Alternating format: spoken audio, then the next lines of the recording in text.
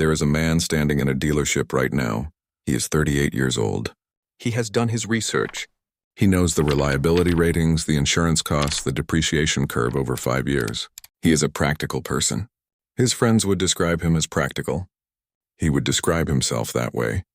And he is about to buy a 1994 Chevrolet Silverado in dark green, the same make, the same model, the same color as the truck his father drove for 11 years before it finally gave out. He will tell his wife it was the best value in the segment. He will not tell her, because he has not quite told himself, that the moment he sat in the test drive and the door closed with that particular weight, something in his chest moved in a way he was not prepared for. This is not a story about trucks. There is a pattern that shows up quietly across generations, across income levels, across cultures. A person reaches a certain age, usually somewhere between their mid-30s and late 40s, and they make a purchase that cannot be fully explained by logic. They buy the car their father drove, not a similar car, not an upgrade of that car. The specific make, the specific model, sometimes the specific color. Psychologists who study object attachment have a name for what is happening beneath this decision. They call it symbolic self-completion.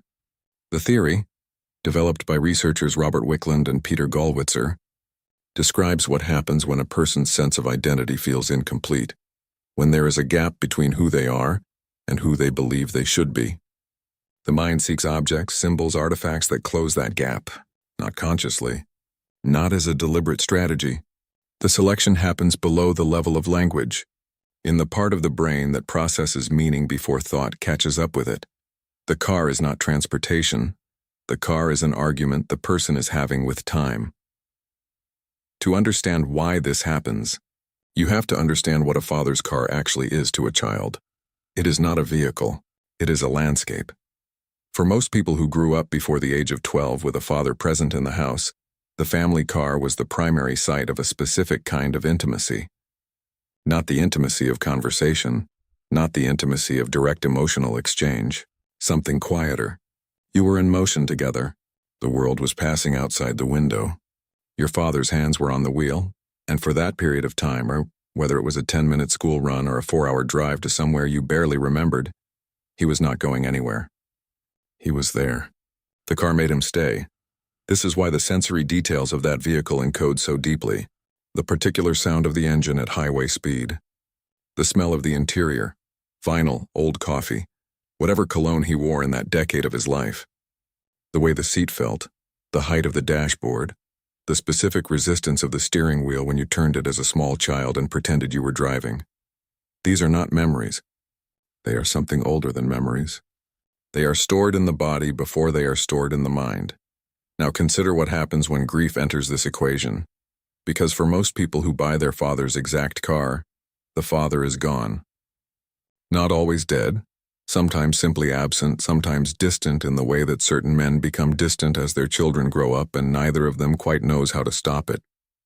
But the relationship has a quality of ending. Something was left unfinished. Something was never said or said too late, or said in the wrong room on the wrong day when both of them were too defended to let it land. Grief researchers distinguish between what they call instrumental grief and intuitive grief.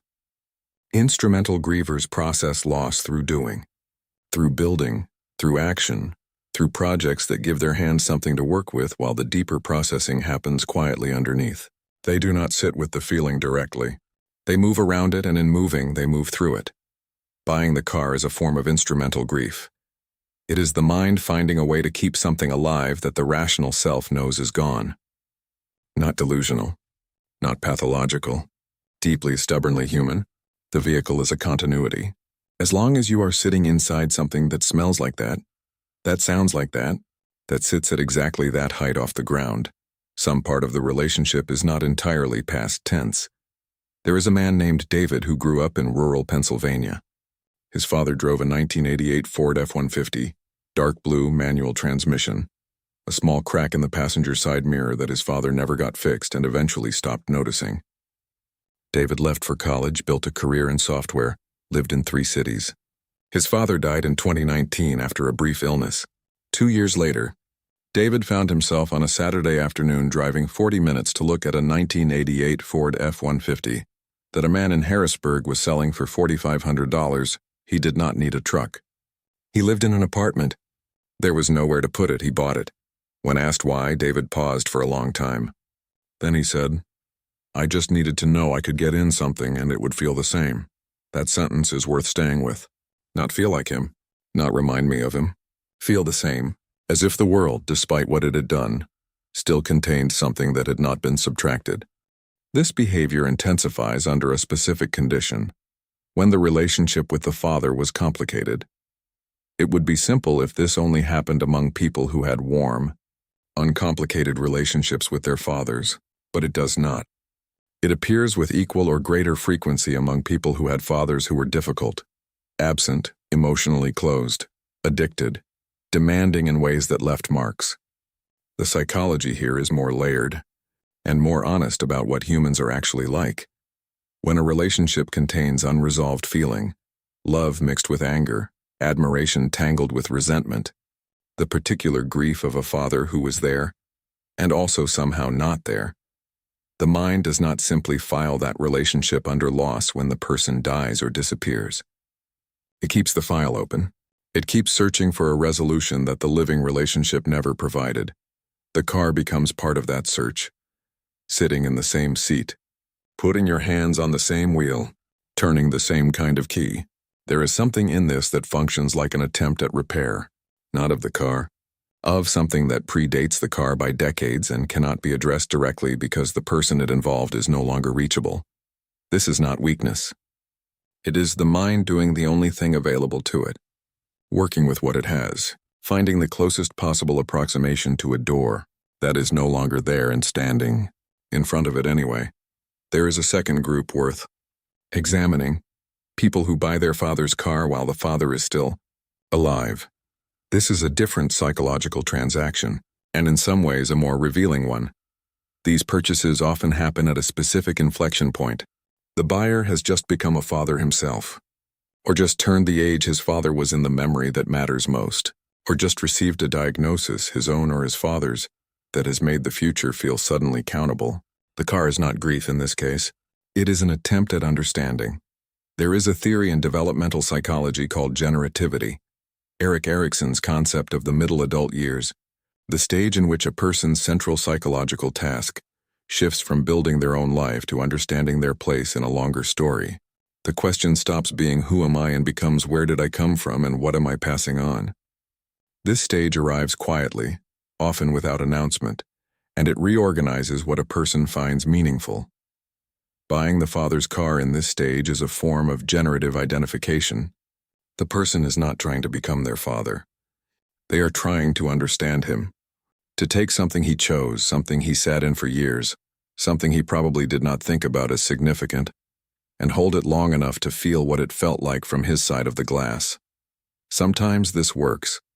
Sometimes a person buys the car and understands something about their father they could not have accessed any other way. The way a certain seat position changes how the world looks. The way a certain engine sound becomes background to thought. Small things. The kind of things that never get discussed and add up to a life. What none of this is, finally, is irrational. It looks irrational from the outside. The financial analysis does not account for it. The practical matrix, as mileage, reliability, resale value, storage requirements, does not explain it. And so from the outside it gets labeled sentiment, nostalgia, an inability to move on. But the people doing it are not confused about cars. They are doing something precise, something that requires the car to be exactly right, because approximations do not work. A similar truck is not the truck. A newer version of the same model is not the same car. It has to be that specific configuration of metal and glass and worn interior, because the object is not the point. The object is a key and it only fits one lock.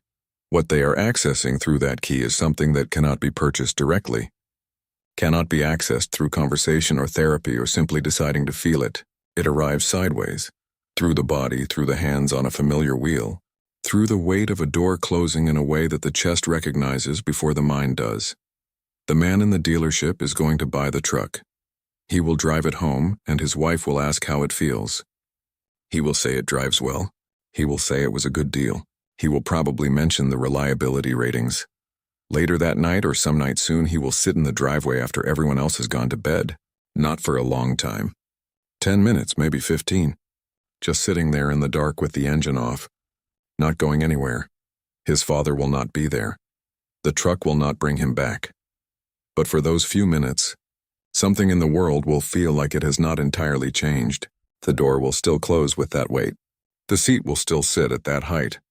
The particular silence of the cab will be the same silence it was when he was 7 years old and the world outside the window was moving and his father's hands were on the wheel and nothing yet had been lost.